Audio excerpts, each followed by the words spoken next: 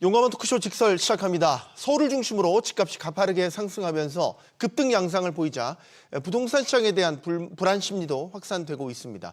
자, 그러면서 이재명 정부에서 규제가 곧 나오지 않을까 하는 전망도 나오고 있죠.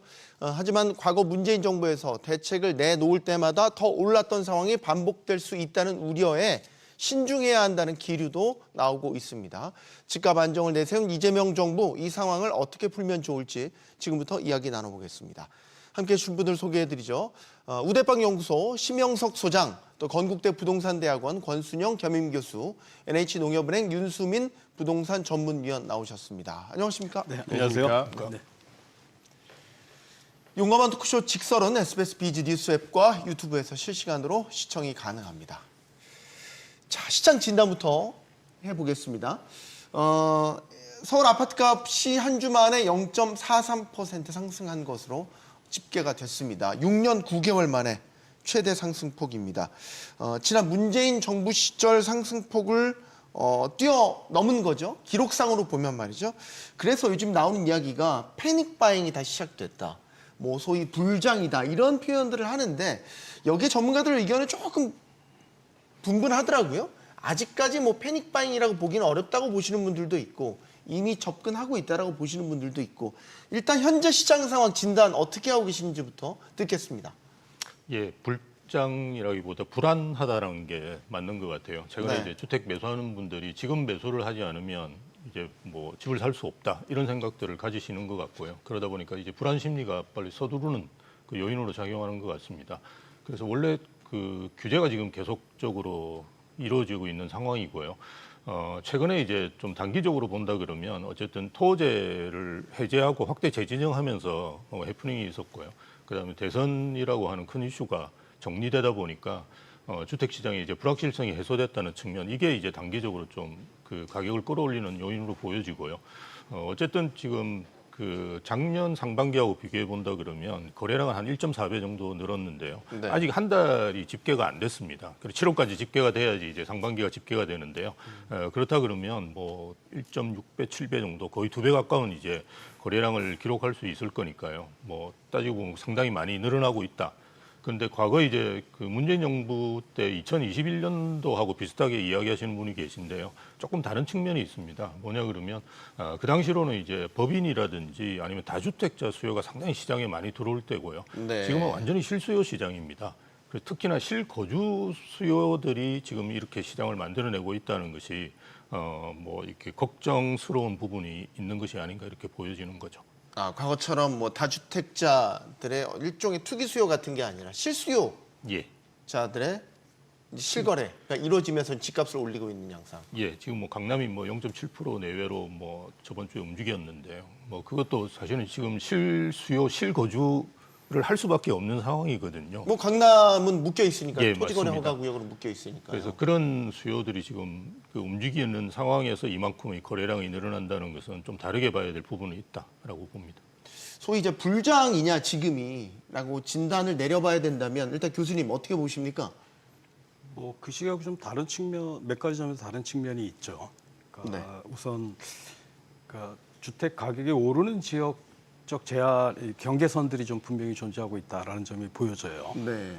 그래서 서울 지역의 주택 가격 상승은 뭐 아다시피 강남 지역을 중심으로 시작이 됐고 이게 토지거래 허가구역 지정 해제 문제가 반복되면서 그쪽이 한번 크게 올랐고 이게 토지거래 허가구역으로 확대 재지정되면서 그 지역의 그 주택 거래 빈도는 줄어들었어요. 네. 그러면서 이제 다른 지역으로 이전되는 현상들이 나타나고 있는데 그 상승폭이 지역별로 좀 차이가 나고 있다라는 점에서 이전 주택가의 급등 시기하고 좀 다른 측면이 있다라고 보여지고 또 지역적인 측면에서는 수도권 지역에서도 서울을 제외하고는 경기나 인천 지역 자체가 아직까지도 약세를 기록하고 있다는 점에서 이전 시기하고 좀 비교하기는 어렵다라고 보여집니다. 또 다른 측면에서 최근에 주택가격 상승이라는 게 신 교수님 말씀하셨듯이 기본적으로 주택시장에서 이 금리 인하라든지 시장의 안정화 이런 기대감들이 작동을 하면서 서울에서는 이제 강남 지역 중심으로 이런 이제 주택 매입 수요가 유입되면서 크게 상승한 것으로 나타나고 있는데 이 지방 쪽 같은 경우는 이제 그런 현상들이 전혀 나타나고 있지 않다라는 문제들 역시 제기되고 있고, 그다음에 그런 가격 상승이 일어났을 때의 금리 수준에서 차이도 또 여전히 나타나고 있는 것 같아요. 그러니까 우리나라 한국은행 기준금리가 가장 낮게 운영됐던 시기가 2020년도 5월 달에 코로나19 전이죠. 코로나 전후에서 0.5%로 운영을 했고, 그게 이제 주택 가격을 상승시키는 가장 중요한 원인으로 봤었는데, 이게 2021년도 이후에 3.25%까지 올라갔다가 다시 최근 들어서 금리가 내리면서 2.5%로 지금 운영되고 있잖아요. 네. 그러니까 당시 기준에서 보면 그 주택담보대출 한국은행 기준금리가 0.5%였다가 지금 많이 내려서 2.5%로 운영되고 있기 때문에 과거와 같이 이제 이 저금리 대출을 받아서 집을 사기에는 그런 조건의 차이도 좀 존재하고 있다라고 보여집니다. 네. 지금은 이제 불장 패닉바잉이라고 보기에는 아직까지는 아니다라고 보시는 일단 공통된 시각은 있는 것 같아요. 윤수민 의원님도 의견 주시기 바랍니다. 아까 말씀하신 대로 지역별로 조금 차이가 큰 게 특징이긴 한 것 같습니다. 수도권만 한정해서 놓고 본다면 사실은 불장이 맞지 않나라고 생각되는 부분도 있거든요. 왜냐하면은 이게 사람들이 지금 시장에서 어떻게 돌아가고 있는지 상황을 보면은 시장 자체에 매물이 없습니다. 매물이 하나도 없는데 사야겠다라는 수요들은 존재하다 보니까 여기서 계속해서 신고가들이 나오는 그런 형국들이 나오고 있고, 근데 이게 전국적인 현상이 아니고 수도권, 특히 서울과 인접한 경기도 지역들에서만 나타나는 특징이거든요. 네. 그렇다고 봤을 때 이거는 불장이라는 것도 우리가 뭐 어떻게 정의할 거냐에 따라 다르긴 하겠지만 심리적인 불안이 되게 크다라는 부분입니다. 지금 아까 사지 않으면은 영원히 못 살 수 있다라는 그 불안감을 가졌던 세대들이 다시 또 지금 시장에 들어가서 이 불안감을 가지고 주택을 구매하고 있기 때문에 이런 부분들만 놓고 본다면은 사실 지금 시장은 정상적인 시장으로 보기는 조금 힘든 부분이다라고 생각을 하고요. 다만 이제 그런 부분이 있습니다. 이게 그러면은 수도권에서 여기 서울과 수도권에서 끝날 것이냐, 그렇게 보기에는 또 위험한 부분들이 있는 게요.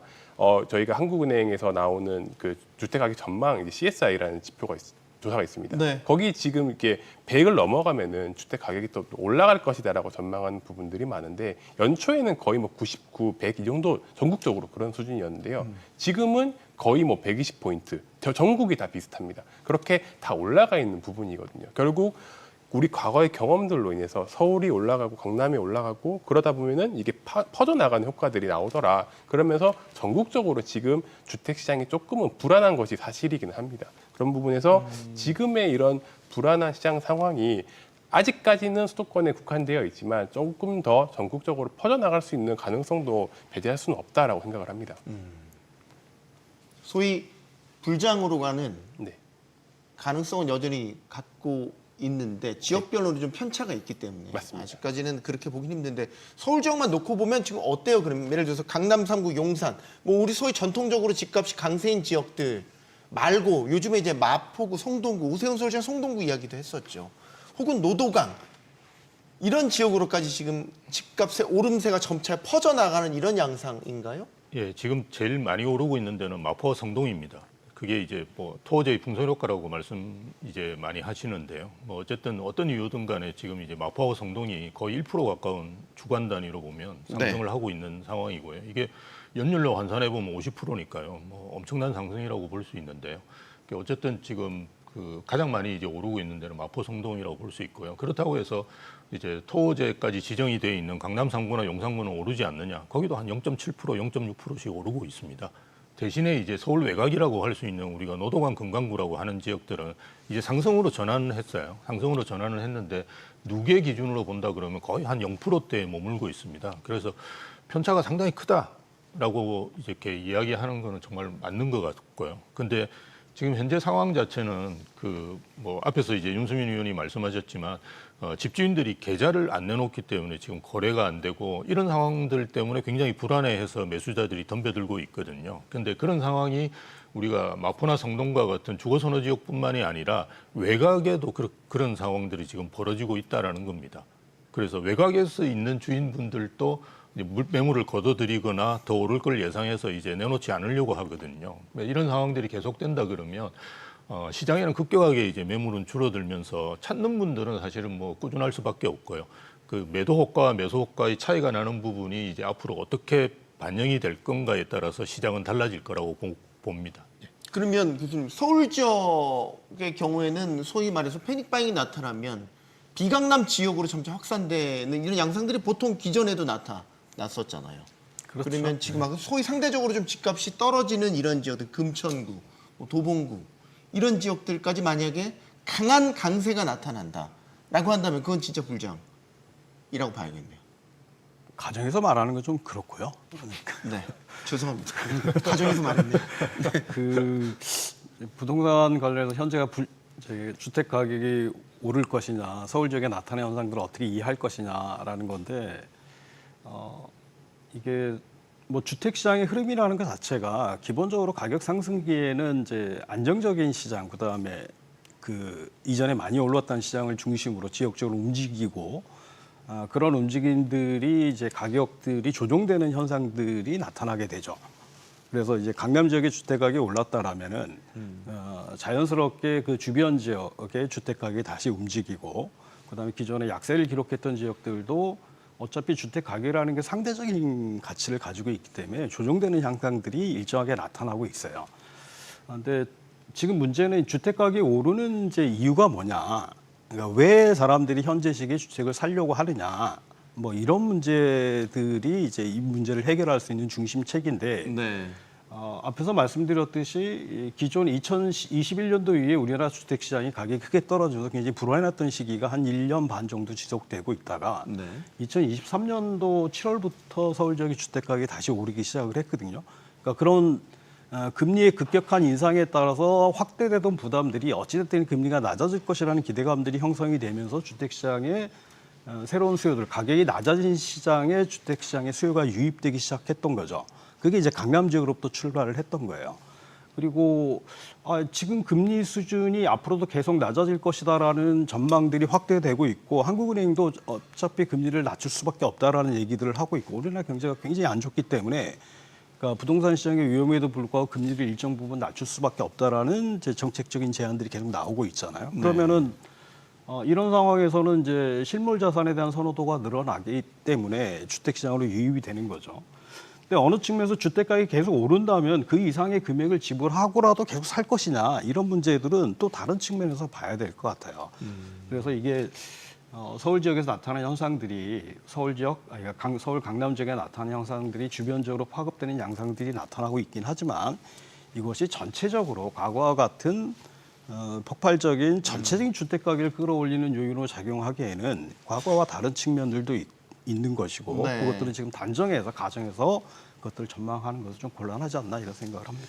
제가 조심스럽지만 계속 질문을 드리면 과거와 다른 양상은 예를 들어서 똘똘한 한 채에 대한 선호 현상, 신축에 대한 선호 현상. 재작년 하반기부터 집값이 조금 반등하기 시작하면서 이제 건축 비용 같은 게 많이 올라갔기 때문에 분양 시장이 되게 뜨거웠잖아요. 근데 이제 분양 시장 중에서도 서울에 다 인기 있는 건 아니었고 상대적으로 좀 투자 매력도가 떨어지는 이런 지역들, 은평구 이런 데는 공실도 났었단 말이죠. 미달도 났었어요. 최근에 그런 미계약 물량들이 무슨 일로 나온 것들이 다 완판됐다라는 소식도 전해지더라고요. 네. 제 질문의 요지는 강남 위에 다른 지역으로 확산되는 이런 기세를 이제 그런 것들을 확인할 수 있지 않나 예. 라는 측면에서 예. 사례로 질문을 드리는 겁니다. 저는 개인적으로 일정 부분 강남만 오르는 집값의 상승은 없었다라고 생각을 합니다. 앞으로도 그렇게 강남이 올라갔을 때 주변 지역까지 퍼져나가는 일정 부분들은 분명히 발생할 수밖에 없고요. 이게 뭐 노도광이 됐건 금강구가 됐건 지금 이제 그 중에서도 누가 먼저 올라가느냐의 차이인 것 같아요. 과연 아까 앵커님 말씀하신 대로 과거의 신축이라든지 뭐 직주가 좋은 지역들 이런 것들을 중심으로 먼저 가격 상승이 발생을 하고 거기서 이제 우리 소위 말하는 하급지라는 지역들도 조금 더 선호도가 있는 지역들은 지금 가격이 사실 많이 튀어오르고 있거든요. 그런 부분들을 전반적으로 평가를 한다고 하면은 이게 지금 어느 정도 시간 차이를 두고 강남에서 비강남권 지역들로 점점점 확산되고 있는 부분들은 명확하고, 특히 자금의 여력이 이제 부족한 젊은 세대들 같은 경우에는 꼭 강남이나 이런 마용성 같은 지역들에 들어갈 수 없기 때문에 나머지 지역들에서도 불가피하게 주거 매수를 선택하는 그런 현상들이 이어지고 있는 것이 특징적인 부분이라고 생각합니다. 네. 자, 그럼 이제 정부 대책을 현재 시장이 기다리고 있는 상황이긴 한데 어떻게 보십니까? 지금 여러 방안들이 거론되고 있는데 규제 지역을 확대하는 방안에 대해서 거론이 되고 있단 말이죠. 필요한 시점이라고 보시는지, 규제 지역 확대라고 하면 예를 들어 투기과열지구라든지 조정 대상 지역, 현재는 강남 3구와 용산구에만 지정돼 있죠. 이걸 이제 예를 들면 좀 더 확대한다라든지 필요하다고 보십니까? 저는 뭐 한두 달 더 기다려 보시는 게 좋지 않은가라고 생각을 합니다. 토제 같은 경우도 우리가 거의 해프닝에 가까웠거든요. 정책이라는 것이 한 달 만에 그렇게 뒤집힌다는 거는 사실은 참 해제됐다 예, 재지정된 맞습니다. 그 과정 그런 말씀이시군요. 것도 사실은 좀 한두 달 정도 더 기다려 본 상황에서 이제 집값을 판단해 봐야 되는데요. 뭐 어쨌든 제가 판단하기로는 정부에서 어저께 이제 보도 자료가 나왔죠. 그래서 뭐 우리는 그 규제 지원 검토하고 있지 않다라는 이야기를 했는데요. 사실은 저는 쉽지는 않을 거라고 봅니다. 예, 그래서 규제 지역은 좀 더 늘어나지 않을까라고 생각하는데요. 뭐 지금 굉장히 가격이 많이 오르는 데들을 중심으로 해서 규제 지역을 확대하지 않을까. 뭐 마포 성동이라든지 그리고 과천 분당 이런 쪽이 경기도에서는 좀 높거든요. 뭐 그런 지역을 예상해 볼 수 있는데요. 사실은 좀 생각해 보셔야 될 게 지금 강남 3구하고 용산구가 모든 규제를 다 받고 있습니다. 그럼에도 네. 불구하고 지금 0.7%, 0.6%씩 오르고 있거든요. 그런데 이게 과연 지정하는 것이 그냥 의미가 있느냐, 그리고 지금 왜 오르고 있느냐, 그리고 지금 수요가 갑자기 이렇게 몰리는 이유가 우리가 그 과거 이제 3년하고 지금 3년하고 이제 비교를 해본다 그러면 주택 거래량이 굉장히 많이 줄었습니다. 수도권 이제 아파트 거래량만 하더라도 우리가 2019년에서 2021년 사이에 거래된 양이 한 189만 채 정도 되는데요. 최근 이제 3년, 22년에서 24년간 거래된 양이 98만 채입니다. 그래서 90만 채가 줄어가지고 거래가 됐는데요. 이 수요가 사실은 그냥 집을 그냥 포기한 수요가 아니고요. 거의 대기하고 있는 수요라고 보시면 됩니다. 그래서 여건이 바뀌거나 뭐 상황이 바뀐다 그러면 다시 이제 시장에 들어오는 수요인데요. 뭐 이런 수요들이 들어오면서 그 강세를 보이는 측면도 있거든요. 그래서 조금 더 지켜보면 좋지 않을까, 저는 뭐 그렇게 봅니다. 네, 이건 두 분께도 의견을 좀 듣겠습니다, 교수님. 그 정부가 만드는 이제 정책이라는 것들이 기본적으로 시장 실패를 수정 보완하기 위한 목적을 가지고 있어요. 네. 그러니까 정책의 기능 자체가 시장의 실패를 수정하고 보완하기 위한 기능을 목적을 가지고 있기 때문에 서울 지역 중심으로 이렇게 급격한 가격의 상승이 나타나는 것은 기존 정책의 뭔가 실패를 의미하는 거죠.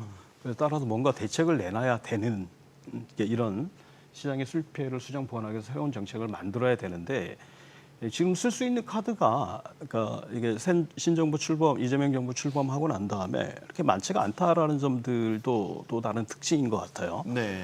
이제 뭐 규제 지역 확대라는 것들이 이제 가장 대표로 떠오르는 게 토지거래 허가구역의 지정이나 확대 지정이나 뭐 이런 것들일 텐데, 이게 지난번에 해프닝도 1월달에 해프닝도 있었고, 네. 그다음에 토지거래 허가구역으로 물론 토지거래 허가구역 지정 요건이 되면은 그건 시도지사나 국토부에서 판단해서 하시면 되는 문제들인데, 이게 서울 지역의 풍선 효과들이라는 것도 또 다른 측면에서 증빙이 되고 있어요. 그다음에 대통령이 선거 기간 동안 후보 시절에 이 규제 정책 일변도로 가는 것들에 대해서 굉장히 조심스러운 발언들을 하셨기 때문에 그 네. 점도 좀 부담이 될 것 같고요. 그다음에 가장 쉽게 쓸 수 있는 정책이 이제 금융 정책들을 쓸 수 있는데, 이 금융 정책이 이제 수요를 일시적으로 억제하거나 이런 정책들을 사용할 수가 있는 거죠. 근데 이것도 기본적으로 이제 7월 달부터 이제 이미 시행하기로 예정돼 있는 DSR 스트레스 3단계가 이제 7월 1일부터 시행 예정이기 때문에 네. 이거를 시행 앞두고 뭔가 이거보다 더 큰 새로운 제도를 만들어내는 것은 이게 정책적으로 쉽지 않은 선택이 될 거예요. 그 틀 내에서 움직일 수밖에 없는 구조가 있다라는 점이고, 또 그 대통령은 선거 기간 동안에 이제 이 세금이나 규제로 이 주택 시장에 접근하지 않고 시장을 존중을 하고 이 수요와 공급의 문제, 공급을 확대하는 것으로 이 문제를 해결하겠다라는 방향성들을 일정하게 제시를 한 거죠. 근데 이제 뭐 주택 공급과 관련해서는 과거 문재인 정부가 출범했을 때보다는 조건은 좀 나은 것 같아요. 네. 문재인 정부가 출범했었을 때는 주택 공급을 할 수 있는 수단이 거의 없었던 상태에서 신규 주택 공급하기가 대단히 어려운 조건을 가지고 있었죠. 그래서 이제 황급하게 이제 3기 신도시를 막 지정했는데, 이제 3기 신도시가 지금 와서 이제 주택 공급이 가능한 시점이 도래를 한 거예요. 그래서 좀 그런 점에서는 주택 공급과 관련해서 쓸 수 있는 카드가 이전 문재인 정부보다 좀 나은 측면을 가지고 있다는 점에서는 이제 차별성을 가지고 있지만 이게 3기 신도시 주택 공급이 이제 예정보다 좀 늦어지고 있는 측면들도 있기 때문에 네. 이것들이 당장에 쓸 수 있는 카드로 사용할 수 있을지 사용하려고 할 것 같은데 그런 점들은 좀 더 지켜봐야 된다고 생각이 듭니다. 그래서 네. 결론적으로 보면 정부는 어떤 정책이라도 지금 만들어내야 되는 지점이 있는데 그 폭이나 범위를 어떻게 할 건지 이런 것들에 대해서는 지금 섣불리 예단하기 좀 어려운 측면을 가지고 있는 것 같습니다. 이 규제 지역 확대 지정하는 거는 이제 신중하게 접근할 필요가 있다는 의견을 주셨는데 우리가 보통 이제 조정 대상 지역이나 투기 과열 지구, 뭐 투기 지역 이런 것들을 이제 지정을 하는 거잖아요. 네. 이 강력한 규제 대책이 이제 시행이 되지만 근데 반대급부로 이제 그 규제에 따른 예를 들어서 진짜 실수요자들에 대한 그 피해도 여러 가지 우려들을 하고 있지 않습니까? 그럼에도 불구하고 투기 지역, 규제 지역을 확대할 필요가 있겠냐? 어떻게 보세요? 사실 지금 토지거래 허가 구역 이런 것들 자체가 사실은 정말 강력한 규제 수단이기 때문에 이거를 더 넓은 지역으로 확대를 하는 것 자체는 상당히 부담으로 작용할 수밖에 없다라고 지금은 생각합니다. 강남 3구와 용산 9에만 맞습니다. 예, 그렇게 지정되고 있는데 이거를 뭐 서울 전체까지 확대를 하겠다, 뭐 일부 지역에 확대를 하는 것도 지금 서울시뿐만 아니라 국가적인 측면에서도 너무 많은 이제 반대에 대한 이야기를 들을 수 있는 부분이기 때문에 쉽사리 정책을 조금 펼치기는 쉽지 않을 것이다라고 생각을 하고요. 그리고 규제 지역이라는 것 자체가 규제 지역 확대가 과연 이제 어느 정부 때 많이 했던 방식이냐라고 하면은 사실 문재인 정부 때 많이 했던 방식이었고 이 결과가 좋았냐 안 좋았냐에 대한 부분들 국민들의 판단이 사실은 결국 이 풍선 효과라는 걸로 나타났었고 규제 지역 확대 이런 전국적인 가격 상승으로 나타났었거든요. 그런 경험들을 가지고 있기 때문에 지금 이재명 정부에서는 이런 과거 같은 뭐 진보 정부라도 이거에 대해서 전철을 밟지 않겠다라는 형태를 계속해서 주장을 하고 있는 부분이라고 생각을 합니다. 그런 측면에서 봤을 때 너무 규제 지역이라는 이런 부동산적인 정책보다는 그러면 어떻게 수요를 조금 조절해서 시장에서 가격의 방향성을 조금 줄여줄 것이냐 하는 부분들은 세밀한 금융 정책들을 통해서 조금 컨트롤할 가능성이 크다라고 생각을 하고요. 사실 이미 좀 시작되고 있는 부분들이 있습니다. 최근에 시중은행들이 대출 모집인을 통해서 주택담보대출을 지급하는 것들을 중단을 하기 시작했고요. 거기에 더불어서 뭐 전세대출이라든지 뭐 정책금융 이런 부분도 DSR을 포함하겠다 이런 이야기들을 계속 하고 있기 때문에 직접적인 규제지역 확대 이런 내용들보다는 간접적으로 대출 규제들을 금융 정책들을 활용을 해서 수요치를 조금 조절하는 형태로 갈 가능성이 훨씬 높지 않을까라고 판단됩니다. 네. 그러면 바로 이어서 여쭤보고 싶은 거는 네. 다음 달부터는 이제 스트레스 DSR 3단계 예. 되면 대출 한도가 더 줄잖아요. 맞습니다. 지금 뭐 한 3에서 5% 정도가 더 감소하는 걸로 추정이 되는데 네. 그럼 이거는 집값 지금 서울 지역만 놓고 보면 상승세를 좀 시키는데 영향을 할까요? 영향을 미칠까요? 이게 이제 스트레스 DSR 3단계가 도입되면서 많은 분들이 고민을 하시는 게 이게 내가 집을 구입하는데 문제가 되지 않을까라는 생각들을 하시는데 실제로 현장에서 좀 이야기를 들어보면은 이게 집을 구매하는데 의사결정에 영향을 크게 주지는 않더라는 부분인 것 같습니다. 이게 대출을 실제로 받았을 때 내 부담은 대출의 금리가 중요한 요인인데 스트레스 DSR은 여기서 상환을 할 수 있는지 없는지에 대한 부분을 평가하기 위한 척도이기 때문에 어떤 방법이든지 조금 빠져나갈 수 있는 방안들을 고민을 하더라는 거죠. 예를 들어서 뭐 대출 만기가 긴 상품을 선택을 한다든지 아니면은 부부 공동 명의를 통해서 소득을 조금 높여서 DSR을 조금 더 많이 높인다든지 이런 식으로 이제 활용을 하기 때문에 스트레스 DSR 3단계 확대 시행하는 것만으로는 사실 주택 구입 수요 자체를 막는 것은 큰 효과가 없다라고 생각을 하고요. 당연히 물론 일정 부분들 거기에 걸리는 부분도 그 가구들도 분명히 존재하긴 합니다. 하지만 이것 때문에 집을 살 사람들이 집을 안 산다는 거는 사실은 아니다. 크지 않다라고 생각하는 부분입니다. 그럼 만약에 정부의 목적이 집값 상승이 과도하다고 판단해서 제어를 해야 되겠다라고 판단한다면 DSR만으로 스트레스 DSR만으로는 지금 한계가 있다라고 보고 추가적인 플러스 알파의 대책이 있어야 되긴 하겠네요. 그렇죠. 그 스트레스 DSR 3단계 시행 같은 경우는 로드맵을 정해서 이미 시행해 오고 있는 겁니다. 그렇죠. 그래서 지금은 2단계고. 그거는 예, 그렇죠. 2단계 상황이고 이제 7월부터 이제 3단계로 넘어가는데요. 그거는 이제 주택 수요자분들이 다 알고 계시는 규제거든요. 이런 거는 그에 맞춰 가지고 본인들 상황을 대응을 하고 계시다라고 보는 게 맞고요. 또 하나는 최근에 이제 우리가 대출을 일으키는 분들이 대부분 이제 고정금리 대출로 일으키십니다. 거의 네. 90% 가까이 돼요. 그래서 이게 금리 하락기에는 사실은 우리가 변동금리로 하는 게 유리한 점이 있는데요. 이렇게 은행의 대출 창구를 가보시면 거의 1%포인트 차가 나기도 합니다. 그래서 대부분 고정금리로 빌리는데요. 고정금리로 빌리시는 분한테는 사실은 영향이 더 적어요. 예, 그런 부분이 있고요. 또 하나는 저희가 우려되는 부분은 뭐냐 그러면 이게 그 어쨌든 집값의 집값이 아니라 본인의 이제 소득이라든지 이런 거에서 한 3에서 5% 정도를 줄이는 걸로 제가 추산이 되는데요.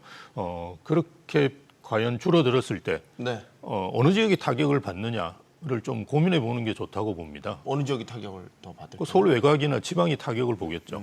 왜냐하면 강남에 30억짜리 아파트를 사는데 몇 천만 원 안 빌려준다고 해서 그걸 안 사겠느냐라는 거죠. 예, 그런데 사실은 이제 서울 외곽이나 이런 데는 그 몇 천만 원이라는 금액이 차지하는 비중이 크거든요. 또 그분들은 대부분 뭐 이렇게 생애 최초라든지 이런 걸 80%를 일으켜서 들어오시는데 거기서 이제 그 몇 천만 원이라는 금액 자체는 크거든요. 네. 그래서 오히려 우리가 이런 거를 했을 때 어느 지역이 이제 문제가 생기느냐. 그래서 실제로 2023년하고 24년 같은 경우도 어느 정도 대출 규제를 우리가 하반기 때 했던 그 사례가 있습니다. 근데 그 당시에 이제 그 주거선호 지역 중심으로 해서 오르다가 사실은 거기서 다 멈춰버렸었거든요. 그래서 이런 이제 규제라는 것이 시장에 어떤 영향이 있는지 같은 것도 좀 고민하면서 하는 것이 맞지 않을까 저는 그렇게 봅니다. 권 교수님, 네. 그 정책 대출의 한 70% 이상이 주담대라는 이제 통계가 얼마 전에 나왔더라고요. 이 정책 대출도 DSR 규제 대상 안에 포함할 필요가 있다고 보십니까? 그 정책 대출 원래 이제 정책 대출이라는 게 기본적으로 이제 정책적 목적이 뭐냐라는 것부터 좀 봐야 되는데 기본적으로 무주택 서민들의 주거 안정을 위한 정책 지원 기능을 가지고 있는 대출이에요. 네. 그래서 이제 뭐 LTV나 이런 것들도 높게 책정해주고 금리도 적용되는 금리도 좀 낮죠. 주택도시기금의 이 금리를 적용해 상당히 낮춰가지고 네. 이제 주거 안정을 지원하는 제도였는데 이게 자꾸 가계 그 주택담보대출로 대부분 사용되고 있고 그것이 한국은행에서는 그게 이제 주택 수요를 유발시켜서 주택 가격을 상승시키는 요인으로 작용한다라고 이제 발표를 했던 거죠. 근데 이제 이거는 두 가지 성격을 가지고 있는 것 같아요. 첫 번째 제가 말씀드린 대로 이게 정책자금 대출이라는 게 무주택 서민들의 주거 안정을 위한 기능을 가지고 있는데 또 다른 측면에서 본다면은 정부가 나서서 빚내서 집 사라 이런 얘기하고 같은 개념으로 작동을 해요. 두 가지는 같은 문제였던 거예요. 근데 이제 정책자금 대출이라는 게 이제 이게 문제를 제기할 수 없는 부분이 무주택 서민들의 주거 마련, 내 집 마련을 지원하는 것들을 그렇게 볼 수 있느냐. 이렇게 주로 이해가 됐고 네. 그 문제를 거의 건드리지 않았던 거죠. 비슷한 게 이제 전세자금 대출도 똑같은 것 같아요. 그러니까 전세자금이라는 게 대출을 받는 사람들은 집을 가지지 못한 전세금을 구하기 위해서 그 전세자금 대출을 받는데 전세자금이 한 90%, 80%를 대출을 받는데 이 전세 가격이 오르는 전세 수요가 늘어나면 이제 전세 가격이 오르는 거죠. 그게 주택 가격에 주택 수요에 영향을 미쳐서 이른바 갭 투자라든지 이런 형태로 주택 시장 전체로 확대되어 왔던 측면들은 저희가 또 부인할 수 없는 거예요. 그다음에 비슷하게 허그가 운영했던 전세 보증제도 같은 경우는 이게 전세 금액을 끝없이 끌어올리고 이제 이 보증이 들어가게 되면 주택의 전세 가격의 평가를 높여서 전세 금액 범위를 넓히고 그것을 보증 한도로 보증 제도로 뒷받침을 해주면서 이게 주택 가격을 끌어오는 요인이 작동을 했고 또 지금 주택 가격 하락기에 전세 가격 떨어지면서 이 허그에 굉장히 중요한 보증 사고가 나타나는 여러 가지 문제들이 발생했다라는 것들이 우리가 마주하고 있는 현실인 겁니다. 그래서 과거에는 정책자금 대출이라는 것들의 측면이 무주택 서민들의 내 집 마련을 지원하는 지원 기능, 그래서 당연한 것이야라고 얘기를 했는데 네. 정말 그렇게만 이용되고 있었는지, 전세자금 대출은 또 어떻게 볼 건지, 전세 보증제도는 어떻게 운영할 것인지 이런 문제들을 종합적으로 고민해봐야 될 시점이 됐다라고 생각이 듭니다. 그래서 과거에 우리가 기대했던 것만큼 정책의 순기능만 있었던 것이 아니라 부정적인 시장의 영향들이 실제로 나타나고 있어. 그거 어떻게 할 것이냐라는 것들 고민해봐야 될 시점이 됐다고 생각이 듭니다. 네. 정부 입장에서도 일종의 딜레마 아닌가 싶어요. 분명한 예를 들어서 저소득층이나 집을 갖길 원하는 혹은 뭐 생활 보조를 받길 원하는 분명한 목적이 있는 정책 대출인데 여기에 만약에 그 사람의 수입, 그 소득 여건이라는 잣대를 들이대게 되면 목적 달성이 퇴색되는 건 아닌가라는 생각도 들기도 하고 그러면서도 어쨌든 그게 집값 상승의 불쏘시개가 된다면 네. 과감하게 DSR을 적용해야 될 것 같기도 하고 네. 참 판단하기가 쉽지는 않네요. 그러니까 이 DSR만 놓고 본다라고 한다면은 사실 DSR 규제라고 이야기를 하는데요. 사실 이거는 금융기관이 차주가 이 돈을 잘 상환을 할 수 있는지를 평가하는 제도입니다. 네. 쉽게 말해서 대출을 막겠다라는 제도가 아니고 상환 능력을 평가하기 위한 종합적인 제도라고 봐야 되는 부분이고 이게 금융기관이 아니라 정책기관 그리고 공공기관들 뭐 허그나 주택기금이나 이런 쪽에서 나가는 것들에 대해서까지 DSR을 적용을 해야 되는 부분이냐에 대한 것들은 사실은 좀 고민이 되는 부분이라고 생각을 합니다. 이게 금융이 아니기 때문에 엄밀히 따지면 금융기관에 대출을 하는 것이 아니기 때문에 그래서 이거에 대해서는 적용을 할지 안 할지에 대한 부분들은 조금 그 목적성 자체가 다르다라고 판단을 해야 되는 부분이 분명히 있습니다. 네. 그런데 지금 이 계속해서 이야기가 나오는 부분들은 저희가 주택도시기금을 조금 이제 가지고 이야기를 해보면요. 주택도시기금이 사실 지금 무주택자나 이런 부분들에게 지금 그 공급을 많이 해주고 있는 공적 그런 대출 상품이라고 봤을 때 그 공급에 대한 부분과 그리고 수요에 대한 부분으로 좀 나눠져 있는데요. 지금 이게 너무 한쪽으로 쏠려서 취급이 되고 있더라라는 부분이 지금 심각한 문제라는 겁니다. 네. 과거 기금의 규모 자체가 30조, 40조 했던 것들이 지금 7조 원, 8조 원 이렇게까지 떨어졌거든요. 근데 이렇게 감소하는 문제가 뭐였냐? 결국 뭐 다양한 요건들이 있겠지만 그래도 이게 너무 수요자 금융에 치중되어서 공급이 되었고 결국 공급자들 이 기금이 가지고 있는 목적에서 주택 공급을 활성화시키기 위한 그런 기능들로는 사용이 되지 못하고 있었다라는 부분들이 또 부작용으로 나오고 있는 부분이거든요. 그래서 이게 기존의 이런 저소득층의 주거 안정이란 목적성 플러스 공급 지원이라는 정책에 있어서 너무 수요자 지원 쪽에만 한정적으로 지원이 많이 쏠렸기 때문에 네. 이런 부분들을 조금 형평적으로 맞춰서 가야 되는 부분은 분명히 있다라고 이제 판단을 하는 부분이라고 생각하고 알겠습니다. 네. 정부가 이제 어떤 대책을 내놓을지 관심이 몰리는 가운데 국정기획위원회가 부동산 대책에 대한 기조를 처음으로 공개했습니다. 일단 그 목소리 듣고 계속해서 토론 이어가겠습니다. 부동산 가격을 잡겠다고 수도권 주위에 신도시를 만들거나 이런 대책들은 안 만들었으면 좋겠다 하는 부탁의 말씀 하나 드렸고 저희가 시간적 여유를 갖고 좀 더 종합적이고 거시적인 대책, 좀 근본적인 대책을 강구하도록 더 노력하겠다. 이재명 대통령이 이제 후보 시절에 부동산 대책에 대한 방향성, 무게중심은 공급에 두고 부동산 대책을 짜겠다라는 전체의 방향성은 저희가 이미 알고 있죠. 그리고 지금 국정기획위원회에서 내놓은 것은 이겁니다. 과거처럼 대규모 택지 개발, 무슨 사기 신도시 이런 식으로 공급을 하진 또 않겠다라는 겁니다. 그래서 이제 어떤 묘수를 내놓을지가 이제 관심이 가는데 일단 공급의 방점이 찍힌다라고 본다면 시장에 공급 대책이 나오면 좀 지금의 어떤 기대 심리, 과열된 매수 심리가 좀 잦아들까요? 일단 이 부분부터 여쭤볼게요, 교수님. 저는 저 사기 신도시와 같은 정책들이 아주 저 말 자체가 의미하는 바가 좀 헷갈리기는 해요. 사기 신도시 얘기가 나왔던 게 대통령의 후보 시절에 스마트 신도시 만들겠다라는 건데 근데 저 논의 저 발언의 핵심은 네. 이 사기 신도시라는 것들은 신도시 지정하고 난 다음에 주택 공급에 걸리는 시간이 최소 7년, 10년 걸리는데 그걸로 이 문제의 대안으로 가져오지는 말아라. 네. 그러니까 현재 사용할 수 있는 정책적 대안을 가져와라. 뭐 이런 것에 포커스가 있는 게 아닌가 싶지. 네. 뭐 우리나라에서 특히 수도권 지역에서 그 공공택지 지구라든지 이런 것들이 불필요하느냐 이런 문제는 좀 아니었던 것 같고, 그러니까 당장 시급한데 뭐 7년, 10년 걸리는 대안을 가지고 이 문제를 해결하려고 하지는 마라. 그러니까 당장 필요한 주택 공급의 대안을 가져와라 이런 얘기 아닌가라고 생각이 들고, 그래서 신도시를 안 하겠다 이런 개념들의 방점은 아니었던 것 같아요. 네. 그리고 이 주택 시장에서 주택 공급을 확대하게 한 방안들로 보면은 크게 보면 두 가지가 있겠죠. 첫 번째가 이미 지정돼 있거나 새로 지정하는 신도시 통해서 주택 공급을 단기간에 확대하는 방안 이런 것들이 있을 거고, 앞에서 말씀드렸듯이 지금은 이제 상기 신도시 물량이 상당 부분 남아 있기 때문에 그래도 네.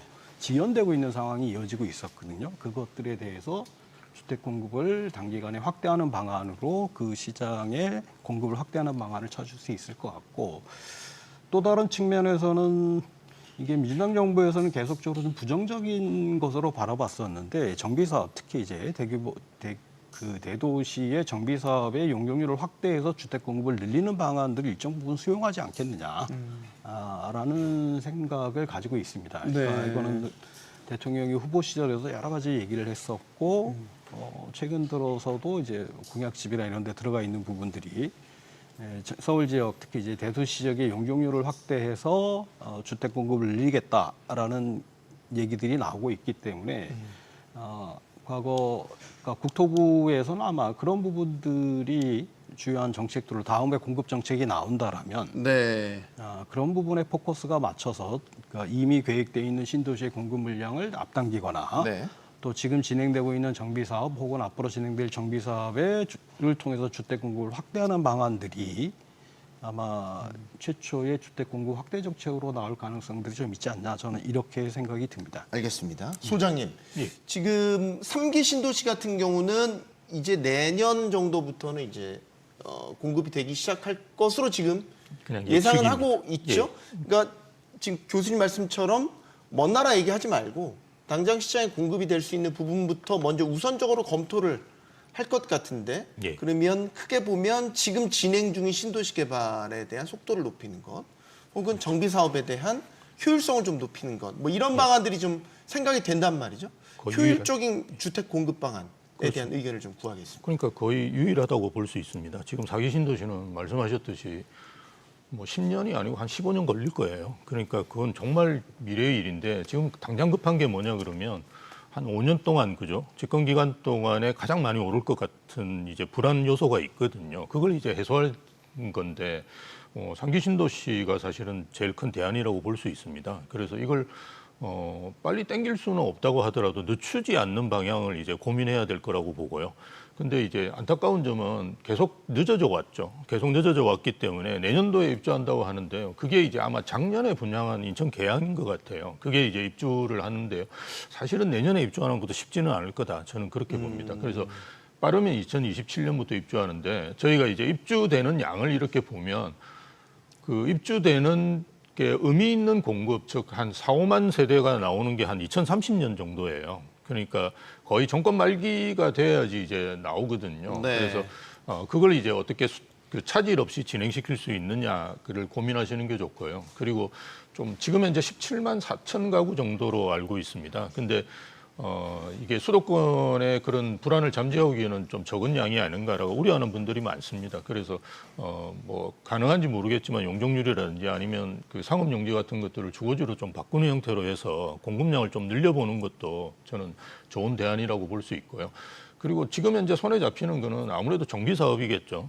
특히나 지금 가장 문제가 되는 지역이 그 서울이지 않겠습니까? 근데 서울에서는 공급할 수 있는 그 부분이 정비 사업을 통하지 않으면 할 수가 없습니다. 네. 그래서 재개발 재건축에 대한 이제 규제 완화를 해야 되는데, 이걸 그냥 뭔가 거시적인 뭐 규제 완화 이런 게 아니고요. 지금 현재 조합이 이제 뭔가 진행이 안 되고 멈춰 있는 부분들이 많이 있어요. 근데 그게 대부분 뭐 조합 내 내분인 경우도 있지만 공사비라든지 여러 가지 문제가 있거든요. 이런 걸 좀 세밀하게 들여다보면서 해결해야 할 부분을 해결해 나가는, 물론 이거는 지자체의 영역이긴 하지만 같이 협조해서 할 수 있는 부분들을 좀 같이 하는 것이 가장 그 중요하지 않을까 이렇게 봅니다. 예. 위원님 이것도 좀 의견 들을까요? 효과적인, 네. 즉시적인 주택 공급 방안을 네. 만약에 짜야 된다면 예. 어떤 게 대안이 될 수 있을까? 사실 사기 신도시에 대한 부분들 뭐 아까 공 교수님도 조금 왜 어떤 이런 그 이야기 나왔는지 그런 좀 의문이 된다라고 말씀하셨는데 사기 신도시를 현 정부 내에서 뭐 어떻게 진행할 수 있는 방안들은 사실은 거의 없다라고 보는 게 맞다라고 생각하고요. 그러면은 3기 신도시에서 일단은 용적률을 높여서 지금 뭐 공사가 이미 올라가는 곳들도 있지만 추가로 또 공급을 하는 현실적인 방법을 강구를 해서 네. 당장 계획된 물량 뭐 17만 원이었다면 이거를 조금 더 뭐 20만 원이라든지 더 넓게 많이 하는 것들로 가는 방향성이 더 현실성 있는 공급 대책이다라고 생각이 되고요.